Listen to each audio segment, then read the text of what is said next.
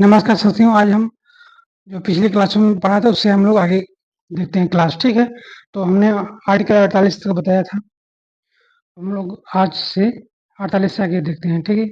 Article 49 से, ठीक? Article 49।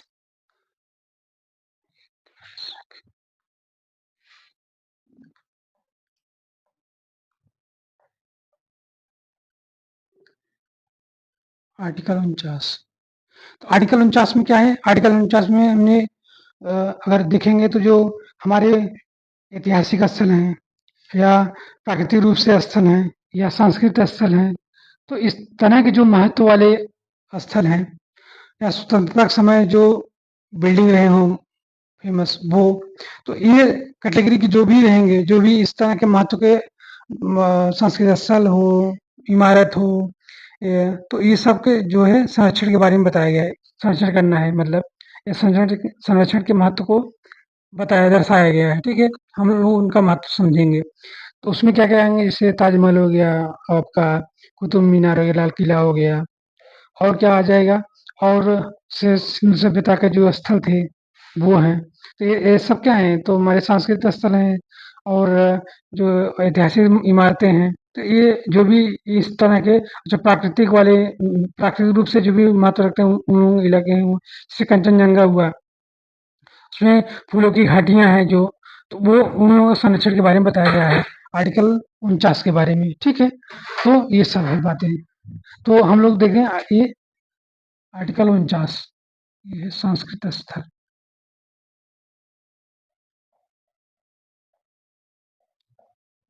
सांस्कृतिक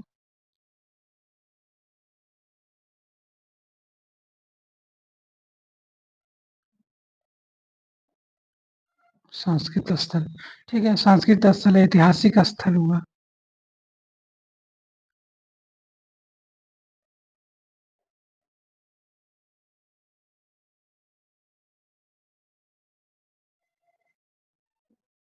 तो सांस्कृतिक हुआ, ऐतिहासिक हो गया, और राजनीतिक रूप से पहले स्थल है। इस तरह स्थलों के बारे में, संरक्षण के बारे में बताया गया है, ठीक है? तो ये है। तो आर्टिकल 49 हो गया, अब हम लोग आर्टिकल 50 देखते हैं।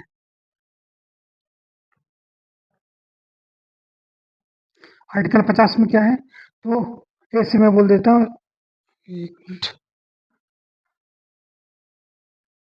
इधर से लिख देता हूँ मैं, ठीक है? तो आर्टिकल 50 हो गया। आर्टिकल 50 में क्या है? तो आर्टिकल 50 में अगर अच्छे से और समझने को होगा ना, तो हम लोग अगर देखेंगे, तो जब वो उस समय हम लोग चलना पड़ेगा, शुरुआत में जो कंपनी का शासन था, ब्रिटिश ईस्ट इंडिया कंपनी था, उसके बारे में। तो वहाँ से आपको अच्छी समझ में आएगी आर्टिकल 50 है क्या चीज़।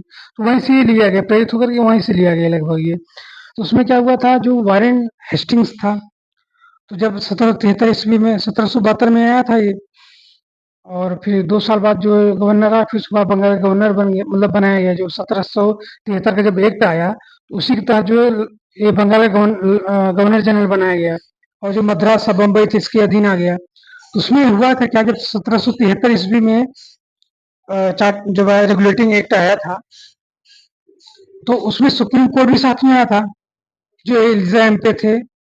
मुख्य न्यायाधीश उस समय थे, एलिजाम पे थे। उनके 3 सहयोगी थे, चैम्बर साहब थे, लिविंगस्टन साहब थे, और हाइट साहब थे, मतलब ये 3 लोग सहायक जज थे। तो प्रॉब्लम उसमें ये आया कि जो उस समय लॉर्ड गवर्नर जनरल का जो परिषद था, वो गवर्नर प्लस 4 का जो परिषद था। तो उसमें ये बोला कि आप लोग बहुमत से जो भी कोई भी कार्य करेंगे, बहुमत से उसको एक्ट पारित करेंगे, जो भी विधि रहेगा। और प्लस ये भी कहा गया कि जो आप पारित करिए, सुप्रीम कोर्ट एग्जाम पे उनको पहले आप दे दीजिएगा, वो पास करेंगे तभी वो पास माना जाएगा। ये प्रावधान 1773 ईस्वी में किया गया था। तो प्रॉब्लम कहाँ आने लगा? प्रॉब्लम आने लगा, ये जो नंद कुमार एक लोग थे, तो उन्होंने क्या किया, वारेन हेस्टिंग पे ही आरोप लगा दिया था, तो वो भी सुप्रीम कोर्ट में ही जाएगा, तो उनको बुरा लगा होगा। या और ऐसे कई जो व्यवहारिक मामले भी आने लगे, और तो वो बोलने का मतलब एमपी साहब ने बोला, नहीं मेरे से पूछ के ही कोई काम करिएगा आप। तो वो फिर बाद में ये जो बोर्ड ऑफ डायरेक्टर था, तो उसमें क्या बोला गया, तो बोर्ड ऑफ डायरेक्टर ने बाद में सुझाव दिया एक्ट ऑफ सेटलमेंट आया 1781 का, तो उसमें ये प्रावधान किया गया कि नहीं ठीक है, ये बात सही नहीं है, एक काम करिए आप जो है जो पारित करेंगे तो जो गवर्नर जनरल का परिषद है 4+1 का, एक गवर्नर 4 सदस्य थे उसके, यही किसी का विस्तार आप लोग संसद है समझ लीजिए, मतलब आप सुनते रहिएगा। उसमें बहुमत के हिसाब से निर्णय लिया जाता था। तो ठीक है, आप बहुमत के हिसाब से आप जो है कोई भी एक्ट पारित करिए, सुप्रीम कोर्ट जो है उससे आपको इजाजत लेने की जरूरत नहीं, ना दिखाने की जरूरत है। तो वो एक्ट ऑफ सेटलमेंट 1781 में ये कहा गया था, वही यहाँ है, वही यहाँ पे रखा गया है। कार्यपालिका का न्यायपालिका से पृथककरण, ठीक है। तो जो जज है वो क्या है, और ये प्रशासनिक होम कार्यपालिका है, वो व्यवस्थापिका है, तो कार्यपालिका न्यायपालिका से अलग है। तो न्याय जो जज है, जो कोर्ट है, वो न्यायपालिका हो गया, और जो कार्यपालिका कौन है, जो प्रशासन वाला जो डिपार्टमेंट है, वो उसको बोलते हैं कार्यपालिका। तो कार्यपालिका का न्यायपालिका से पृथककरण, तो आर्टिकल 50 में यही बताया गया है, ठीक है, तो ये ध्यान रखिएगा। इसमें ये बोला गया है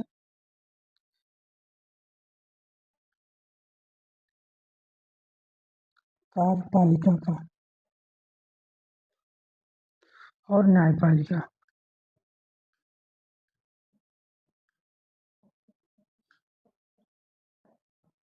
ये है पृथककरण, पृथक पृथक ठीक है, पृथककरण। तो कार्यपालिका न्यायपालिका का पृथककरण है, तो यही है, वहीं से प्रेरित होकर ये आया है आर्टिकल 50। हम लोग आर्टिकल अब 51 देखते हैं। आर्टिकल 51, आर्टिकल 51 में क्या है, इसमें बताया गया है कि जो अंतर्राष्ट्रीय शांति है, सद्भाव है, और कैसे एक देश दूसरे देश से का रिलेशन हो, इसके बारे में आर्टिकल 51 के बारे में बताया गया। अंतर्राष्ट्रीय शांति के बारे में बताया गया। तो अंतर्राष्ट्रीय शांति रहेगा कैसे, तो बोला गया जो देश, हमारा जो मामला है, आपका जो मामला है, एक है मान लीजिए, उसमें कोई विवाद हुआ है, तो हम लोग बैठ के मध्यस्थता करके आपस में उसको सॉल्व करेंगे, ये इसके बारे में बताया गया है यार। तो और दूसरी बात, हम आपके न्याय जो भी अधिकारी होंगे उसका अपने यहाँ मतलब सम्मान करेंगे। आप जो आपके यहाँ अगर हमारे कोई न्यायिक जो भी न्यायिक अधिकारी हो, कार्य अधिकारी हो, तो जो भी जाएंगे आप सम्मान करिएगा। तो इसमें ये आदान प्रदान की ये बातें कहा गया है सम्मान के बारे में। तो अंतर्राष्ट्रीय शांति सद्भाव के बारे में ये आर्टिकल कहा गया है इसमें, ठीक है। तो ये रहे आपके आर्टिकल 36 से लेके 51 तक के, जो डीपीएसपी था, भाग 4 था, ठीक, यहाँ तक ये थे। अब हम लोग आगे बढ़ते हैं, जो आर्टिकल 51 का ए है, जो भाग 4 का ए है, ठीक, उसके बारे में हम लोग देखते हैं, ठीक है।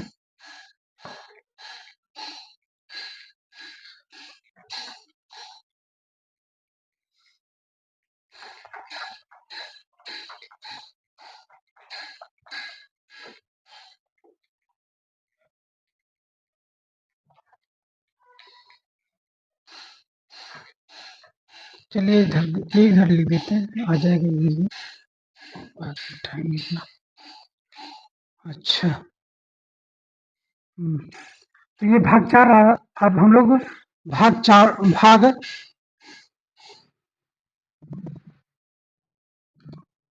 ये है भाग 4 का ए, ठीक है। इसको बोलते हैं फंडामेंटल ड्यूटीज या मौलिक कर्तव्य हैं, इसको बोलते हैं मौलिक कर्तव्य।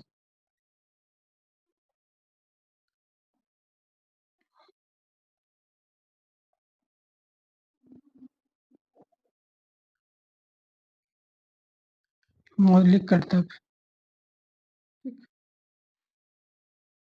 मौलिक कर्तव्य, या इसको फंडामेंटल ड्यूटीज भी कहते हैं।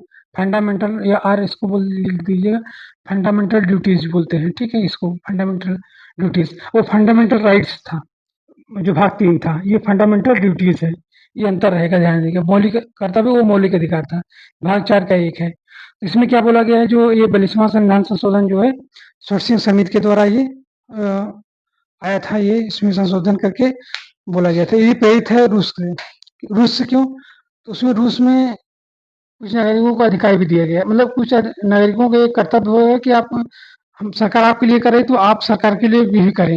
मतलब तात्पर्य ये है, सरकार आपके हित की सोच रही है, तो आपका भी दायित्व ये है कि आप हर प्रत्येक नागरिकों का सरकार के प्रति भी दायित्व है, आप भी हमारी मतलब सपोर्ट करें। मतलब कहने का तात्पर्य यही है। तो ये आर्टिकल जो है ए से लेकर के के तक के बताया गया है बातें। तो ये हम लिख के तो नहीं बता सकते, समझा कर देते हैं, टाइम लग जाएगा बहुत ज़्यादा मात्रा में, ठीक है? और सब ऐसे ही मैं समझा दूँगा। तो आर्टिकल ए में क्या कहा गया है तो ए, बी, सी, डी करके लिख देता हूँ, उसके बाद में जो मेन पॉइंट है उसके बारे में बताएँगे। तो ये आर्टिकल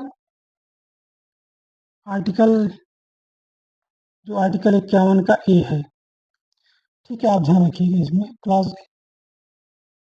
इसमें ए है, सब क्लॉज़ मान लीजिए। आर्टिकल 51 का ए है, एक नाम ही है आर्टिकल 51 का ए। ए हो गया क्लॉज़, बी हो जाएगा, सी हो जाएगा, डी हो जाएगा, ई है, एफ है, जी है, एच है, एच है, फिर आई है, यहाँ लिख देता हूँ, जे है, ये इतने आर्टिकल हैं, ठीक है? ऐसे लिख देते हैं। ये खंड है, सिर्फ क्लॉज है, ध्यान रखिएगा। हमने पहले ही बताया था आर्टिकल है, आर्टिकल के अंदर में क्या आ जाएगा? क्लॉज आ जाएगा, क्लॉज के अंदर में क्या आ जाएगा? सब क्लॉज आएगा। कैसे? इसे मान लीजिए एक बहुत बड़ा बिल्डिंग है, ठीक है? तो बिल्डिंग में क्या रहेगा? बहुत सारे मकान रहेंगे, तो हर मकान को हम लोग क्लास बोल सकते हैं। और क्लास के अंदर जाए जो अलमारियां हैं उसको हम लोग सब क्लास बोलेंगे। ऐसे समझिए पूरी बिल्डिंग को आर्टिकल मान लिया। जो रूम है उसमें उसको बोलते हैं क्लास बोल देंगे। रूम के अंदर जो अलमारियां होंगी उसको हम सब क्लास बोलेंगे। तो ऐसे ही समझिएगा। तो आर्टिकल एक इसका नाम ही है। खंड ए है, क्लास ए है, बी है, सी है, डी है, ई है, एफ है, जी है, एच है, आई है, जे है और के है। ये क्लास है, ठीक है? तो अब ये कॉमन में रहेगा। आर्टिकल 51 का ए, आर्टिकल 51 का ए, फिर बी रहेगा, फिर आर्टिकल 51 का सी रहेगा, आर्टिकल 51 का डी एक मतलब ये कॉमन में रहेगा। इतना शब्द कॉमन में रहेगा, ये ध्यान रखिएगा। ये आर्टिकल 51 का नाम ही है इसका, ठीक है? तो ध्यान रखिएगा। तो ए में क्या कहा, मतलब क्या कहा गया है? ए में ये बोला गया है कि यहाँ पे एक ये है, इसके बारे में चर्चा कर रहा हूँ। तो आर्टिकल में है कि प्रत्येक नागरिकों का यह कर्तव्य होगा कि वो संविधान का आदर करे तथा उसके जो आदर्श हैं, उसके जो संस्थाएं हैं, राष्ट्रगान है, राष्ट्रध्वज है, उसका जो है पालन करें, ठीक है? या आदर करें। फिर से एक बार हम लोग देते हैं। तो जो नागरिकों का यह कर्तव्य होगा, मौलिक अधिकार में ये फंडामेंटल ड्यूटीज है। ए में क्या बोला गया है? ए में ये बोला गया है नागरिकों का यह कर्तव्य होगा, प्रत्येक नागरिकों का यह कर्तव्य होगा कि जो संविधान है उसका पालन करे और जो उसके आदर्श हैं, जो उसके संस्थाएं हैं, जो उसके राष्ट्रगान है, राष्ट्रध्वज है, उसका जो है आदर करें, ठीक? ये रहा बात। अच्छा, हमने जो बेस है, पॉलिटिकल बेस में हमने बता दिया है कि आदर्श क्या है, संस्था क्या है, परंपरा क्या है, ये बारे हम लोग बताए हैं उसमें। उसमें आप देख लीजिएगा।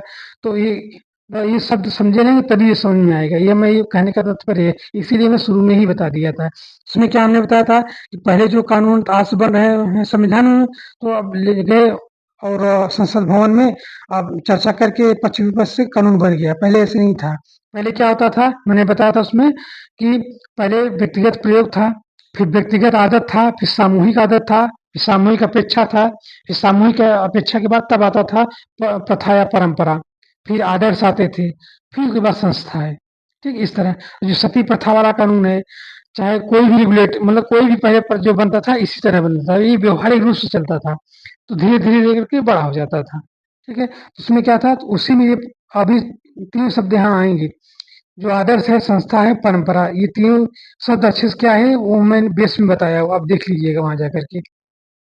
व्यक्तिगत प्रयोग था, व्यक्तिगत आदत, सामूहिक अपेक्षा, फिर प्रथा या परंपरा था, फिर आदर्श था, संस्था था। ये हमने बता के रखा हूँ, वहां देख लीजिएगा, ठीक? अच्छा, अब ये देखते हैं। तो पहला हमने क्या बताया, पहले प्रत्येक नागरिकों में कर्तव्य होगा कि जो संविधान है उसका पालन करें, उसके संविधान के जो आदर्श हैं, संस्थाएं हैं, जो राष्ट्रगान है, राष्ट्रध्वज है, उसका आदर करें।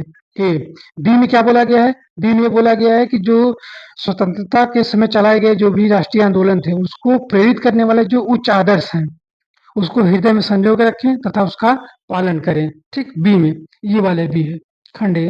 बी क्या है फिर से देखिए, मैंने फिर से देखेंगे तो मैंने स्वतंत्रता के समय चलाए गए जो राष्ट्रीय आंदोलन है, उसको प्रेरित करने वाले जो उच्च आदर्श हैं, आदर्श वो हम वहाँ बताएँ, जो उच्च आदर्श हैं, उसको हृदय में संजो के रखें तथा उसका पालन करें, बी। सी में क्या बोला गया है? सी में ये बोला गया है कि हाँ, भारत की रक्षा करें या देश की रक्षा करें और आवाहन करने पे राष्ट्र की सेवा करें। ये ध्यान रखिएगा, जो हमने आर्टिकल 23 बताया था, तो आर्टिकल 23 में ये बताया कि बेगारी के विरुद्ध अधिकार था, दुर्व्यापार था, तो बेगारी यहाँ कराया जा सकता है, आपको वेतन नहीं भी दिया जा सकता है, ऐसा यहाँ प्रावधान किया गया है। देश सेवा के बारे में अगर बात आता है, तो आपको करा लिया जाएगा काम, पैसा नहीं दिया जाएगा, ये संविधान देश के हित के लिए आप ऐसा किया जा सकता है। ठीक है, तो ये रहे। क्यों ऐसा किया जाता है? कि बाढ़ आ गया, तूफान आ गया, भूकंप आ गया, कुछ भी आ गया, ऐसी हालत में आपको कह दिया जाएगा भाई आप करिए, मतलब अपना ही के बारे में, तो ये बारे में, इसके बारे में बताया गया है वहाँ पे, तो ये थोड़ा ध्यान रखिएगा। तो इसका जो है अपवादी से हल्का समझे, देश हित के बारे में करेगा तो आपसे सेवा करा लिया जाएगा। ठीक है, तो वहाँ वो रूल बेगारी वाला नहीं लगेगा। अच्छा, सी रहा। ठीक है, अब हम लोग डी देखते हैं। डी में क्या बोला गया है? डी में बोला जो भारत की संप्रभुता है, एकता है, अखंडता है, उसकी रक्षा करें। ठीक है, तो इसके बारे में बताया गया है। अच्छा, ई में क्या बारे में क्या बताया गया है? ई के बारे में ये बोला गया है, ई ये है। तो ई में ये बोला गया कि जो भारत के सभी लोग हैं, उसमें समरसता, सम्मान, भ्रातृत्व भावना का इस प्रकार विकास करे कि जो धर्म हो, भाषा हो, प्रदेश हो, वर्ग के भेदभाव से परे हो, और ऐसी प्रथाओं का हम विरोध करेंगे जो स्त्रियों के सम्मान के विरुद्ध हो। ठीक है, फिर से देखेंगे, हमने ये बोला भारत के सभी लोगों में समरसता, सम्मान, भ्रातृत्व भावना का इस प्रकार विकास करें कि जो धर्म हो, भाषा हो, प्रदेश हो, वर्ग हो, इसके भेदभाव से परे हो, तथा ऐसी हम प्रथाओं का विरोध करेंगे जो स्त्रियों के सम्मान के विरुद्ध होगा। ठीक है, तो ये रहे आपके ई। अब हम लोग डी देखते हैं। अच्छा, ई के बाद क्या एफ है? एफ में क्या बोला गया है? जो हमारी सामाजिक सांस्कृतिक की गौरवशाली जो परंपरा थी, परंपरा फिर देखिए शब्द आया है, ये वहीं से प्रेरित है। तो हमारे देश की जो गौरवशाली जो सामाजिक सांस्कृतिक की जो परंपरा रही है, गौरवशाली परंपरा रही है, हमारे देश की जो सामाजिक सांस्कृतिक गौरवशाली जो परंपरा थी, उसका आप पहले परिरक्षण करें, मतलब उसको पहले समझे, उसके महत्व क्या है उसको समझिए, फिर उसका परिरक्षण करिए आप। ठीक है, फिर से देखिए, हमारे देश के जो हमारे देश की जो सामाजिक सांस्कृतिक की गौरवशाली परंपरा रही है, उसके महत्व को समझें तथा उसका परिरक्षण करें। ये क्यों कहा गया है? तो आप अगर इसे देखिए, जो आप मतलब जो पल्लव थे, कुछ थे, मतलब कुषाण थे, शक थे, और पारसी थे, यहूदी थे, जब ईरान से भगाए जाने लगे थे पारसी लोग, तो यहीं आके शरण लिए थे। अब दलाई लामा जी कहाँ तिब्बत से भाग के यहीं शरण लिए हैं। मतलब युद्ध कहीं भी उस समय पूर्व काल में देखेंगे, शक है, पल्लव है, कुषाण है, ये सब कहाँ आए थे? यहीं आए थे ना। तो क्यों आए थे? भाग करके आए थे। चंगेज खान जब मतलब वो खदेड़ा था, तो कहाँ आया था?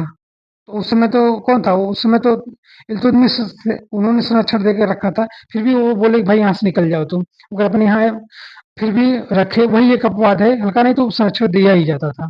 तो ठीक है, ये सब परंपराएं कहीं भी कहीं वर्ल्ड में कहीं भी विपत्ति किसी भी धर्म पे आता था, सीधा संरक्षण भारत में आके शरण लेता था। इसको बोलते हैं सामाजिक संस्कृति रही है। और अच्छा, दूसरी बात, भारत ने इसको एक्सेप्ट भी किया, भारत के लोगों ने एक्सेप्ट भी किया, ऐसा नहीं है। अभी आप देखें, हिंदू, मुस्लिम, सिख, ईसाई, जो योगी, जैन है, बौद्ध है, ये सब हम लोगों ने क्या क्या एक्सेप्ट किया है। तो सब लोगों ने, जो यहाँ के धर्म वाले हैं, सबने एक्सेप्ट किया बाहरी लोगों का, यहूदी हो, पारसी हो, इस्लाम हो, ईसाई हो, ने सबको जगह दिया है। ठीक है, तो ये रहे। तो ये हो गया, एफ हो गया। अब जी हम लोग देखते हैं। जी में क्या है? जी में ये बोला गया है, जो प्राकृतिक पर्यावरण में जो झील है, वन है और नदी है, फिर वन्य जीव हैं, उसमें संवर्धन करें तथा उसकी रक्षा करें। और जो प्राणी है उसको प्राणी मतलब है जो मतलब दया का भाव रखे, इसमें ये बोला गया है। अच्छा, यश के बारे में क्या बोला गया है? यश के बारे में बोला जो हम लोग जो सोच हो, वैज्ञानिक सोच हो, मानवतावाद हो और सम्मानजनक वाला हो और ज्ञानार्जन भविष्य में जो आप टेक्नोलॉजी वाला हो, वो भावना हम लोगों में निहित होना चाहिए। ऐसी भावना का विकास करें, ठीक है? इसमें ये बोला गया है। आय क्या है? आय है कि जो सार्वजनिक संपत्तियां हैं, सबका दायित्व है उसकी रक्षा करें। इसके बारे में ये बताया गया है। जे के बारे में ये बोला गया जो व्यक्तिगत तथा सामूहिक रूप से मिल करके इसी कामों को करिए तथा भारत को एक बुलंद जो भारत की ऊंचाई की जो बुलंदियां हैं उस पे आप पहुंचाइए, मतलब वहां तक ले जाइए, ये इसमें बोला गया है। जो हम लोग पीपीपी मॉडल है ना, इसी पे प्रेरित है। पब्लिक प्राइवेट पार्टनरशिप वाला जो कॉन्सेप्ट है, इसी पे है, ठीक है। के में क्या बोला गया है? के में ये बोला गया है, जो भी अभिभावक हो, संरक्षक हो, संरक्षक में जिसके माता पिता नहीं है, मान लीजिए कोई और भाई हो उसका, वो संरक्षक में आ जाएगा। तो सभी माता पिता हों, अभिभावक हों या संरक्षक वाले हों, उनको ये दायित्व होगा 6 से 14 वर्ष के बच्चों को स्कूल में जो उनको वहाँ पे ले जाएं शिक्षा के लिए, ठीक है? ये इसमें बोला गया है, ये के तक है। ये रहे आपके फंडामेंटल ड्यूटीज थे, जो ए से लेके के तक के है। इसको मैंने देख लिया है। आप एक बार रिवीजन कर लीजिए, इसको बाद में फिर से एक बार आप क्या करेंगे, आर्टिकल 1 से लेके 51 तक या भाग 1 से लेके भाग 4 तक या और जो भी अनुसूचियां हैं, एक बार हम रिवीजन फिर से कर लेंगे बाद में, ठीक है? Thank you. तो ये रहा आपका भाग 4 का ये ए से लेके के तक, ठीक है? Thank you.